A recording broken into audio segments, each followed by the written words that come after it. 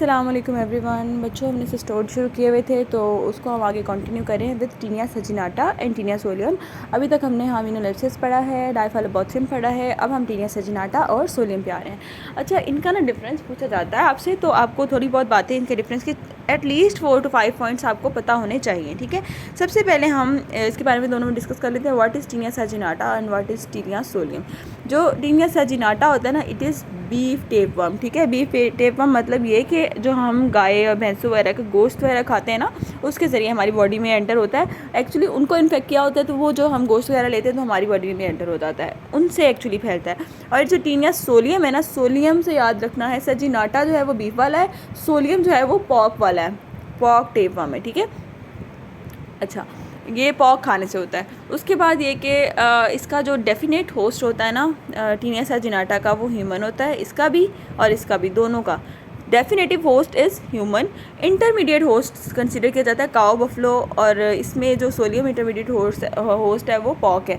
अच्छा, जो intermediate host होता है ना, इंटरमीडिएट होस्ट के अंदर वो सिर्फ रेप्लिकेट कर सकता है या उसको यूज़ कर सकता है for the carrier for its transmission into definite host. ठीक है, उसको नुकसान नहीं है सच पहुंचा रहा होता है इंटरमीडिएट होस्ट को, ये नुकसान अपने डेफिनेट होस्ट को ही पहुंचा रहा होता है। और इसीलिए जो है ना, इंटरमीडिएट होस्ट जिसमें होगा, जैसे फॉर एग्जांपल यहाँ काओ बफलो है और सोलियम में हमारे पास पॉक है, तो ये उनको नुकसान नहीं पहुंचा रहा है सच।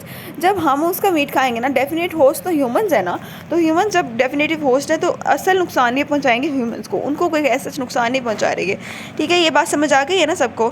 उसके बाद ये कि इसके अंदर जस्ट 4 शकर्स होते हैं, कोई हुकलेट नहीं होता। ये बात बहुत इंपॉर्टेंट है for MCQ point of view किसी भी वजह से।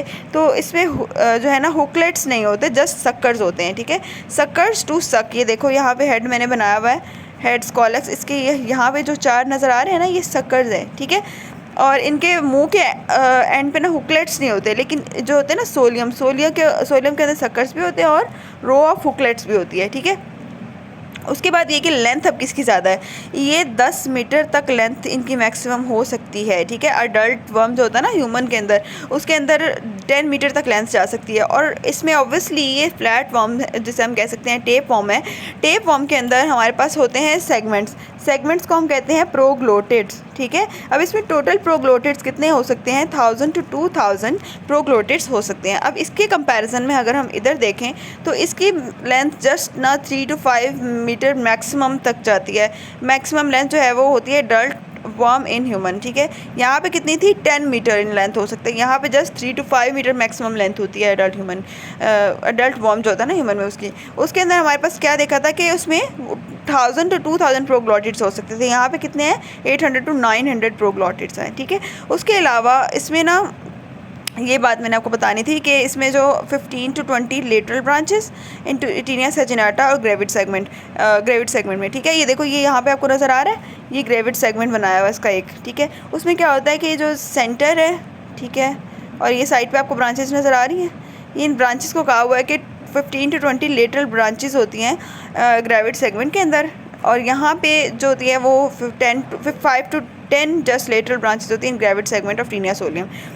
इधर कितनी है, 15 से 20, यहाँ है 5 से 10, इसलिए ये कंपैरिजन में आपने 4-5 डिफरेंसेस याद रखनी है। ठीक है, ये तो हो गए डिफरेंसेस। अब इनको इंडिविजुअली हम डिस्कस करेंगे, टीनिया सजिनाटा और टीनिया सोलियम को। यहाँ तक हमारा डिफरेंस कंप्लीट हो जाता है, फिर हम इसको इंडिविजुअली डिस्कस करते हैं। ठीक है।